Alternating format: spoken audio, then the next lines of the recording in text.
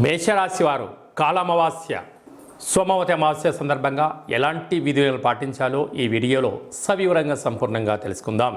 మేషరాశిలో ఏ నక్షత్రాలు వస్తాయనగా అశ్విని నక్షత్రంలోని 4 పాదాలు, భరణి నక్షత్రంలోని 4 పాదాలు, కృతికా నక్షత్రంలోని 1 పాదం కలిపితే మేషరాశి.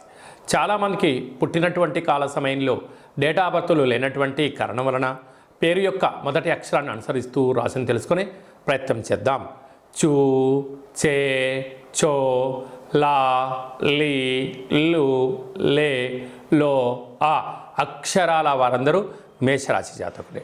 వీరికి ఈ సోమవతి అమావాస్య మంగళవారం రోజు అమావాస్య రావడము, రాశాధిపతి కుజుడవడం, ఈ సంవత్సరం అధిపతి కూడా కుజుడే అవ్వడం వలన వీలైనంత వరకు సోమవారం మంగళవారం ఈ యొక్క మేషరాశి జాతకులు మౌనం, ధ్యానం, ఆధ్యాత్మికతగా ఉండడం, వీలైతే ఓం మహాకాళీ దేవ్యై నమః, ఓం కాలభైరవాయ నమః, లేకుంటే ఓం నమః శివాయ అనేటువంటి మంత్రాన్ని వీలైనంత వరకు సమయం దొరికినప్పుడల్లా పారాయణం చేయగలిగినట్లయితే సోమవతి యొక్క అమావాస్య అంటే మహాదేవుడి యొక్క ఆశీస్సులు, కాలభైరవ స్వామికి ఆశీస్సులు, మంగళగౌరీదేవి కాళికామాత ఆశీస్సుల వలన రుణ సమస్య, రోగ సమస్య, శత్రు సమస్య తొలగిపోతుందని చెప్పి గమనించాలి.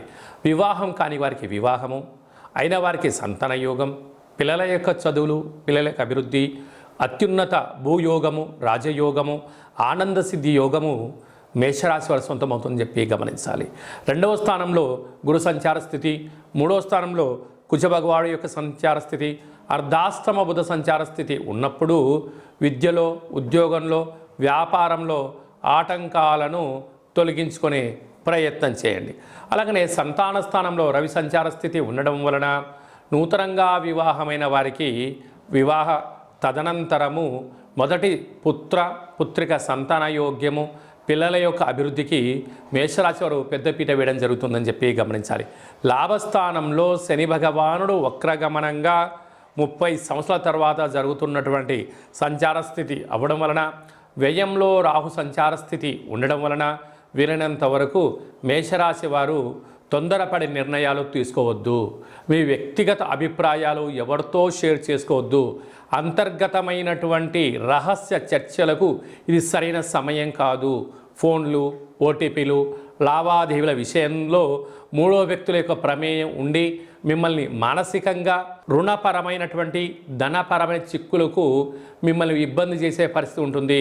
కనుక బ్యాంకు యొక్క లావాదేవీలు, ఓటీపీలు, ఎవరో ఫోన్ చేసి మీకు ఏదో ఒక నెంబర్ వచ్చింది అని చెప్పమని చెప్తే దయచేసి అలాంటివి చెయ్యొద్దు అని చెప్పి గుర్తుపెట్టుకోవాలి.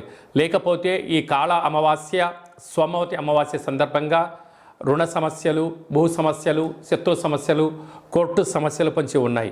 కనుక మీ జన్మ నక్షత్రం రోజున, అలాగనే అమావాస్య తిథి ఎందున, అష్టమి తిథి ఎందున దూర వాయు జల ప్రయాణాలు పెట్టుకోవద్దు. విందులకు, వినోదాలకు కూడా దూరంగా ఉండండి. వీలైనంత వరకు సాత్విక ఆహారం భోజనం చేయండి. అసలే వర్షాకాలం అవ్వడం వలన వర్షాలు ఈ సంవత్సరం చాలా అధికంగా పడే అవకాశాలు ఉన్నాయి. నదుల ఎంట, చెరువుల ఎంట, అలాగా విహారయాత్రలకు వెళ్ళడం కొద్దిపాటి వాయిదా వేసుకోవడం ఉత్తమోత్తంగా ఉండాలి. వాహన ప్రయాణాలు చేసేటప్పుడు ప్రమాదాలు పొంచి ఉన్నాయి కనుక వీలైనంత వరకు మితిమీరిన వేగం పనికిరాదు, ఆవేశం అసలే పనికిరాదు. వాగ్వివాదాలకు, గొడవలకు దూరంగా ఉండండి. వీలైనంత వరకు విఘ్నేశ్వర స్వామి యొక్క సేవలో పాల్గొనండి. అలాగనే వ్యవసాయ సోదరీమణులు, గృహ భవన నిర్మాణ కార్యక్రమం చేసేవారు, అలాగనే ఆహార ఉత్పత్తులు, హోటల్ వ్యాపారాలు, స్వీట్ హౌస్లు, అలాగనే స్వయం వృత్తులు, సేవా రంగాలు, సాఫ్ట్వేర్, హార్డ్వేర్, యానిమేషన్స్, క్రియేటివిటీ రంగాల్లో ఉండబడిన వారికి ఓపిక, పట్టుదల అవసరం ఉన్నంత వరకే మాట్లాడగలిగినట్లయితే రాబోయే కాలము బంగారు భవిష్యత్తు రోజులుగా భావించగలగాలి.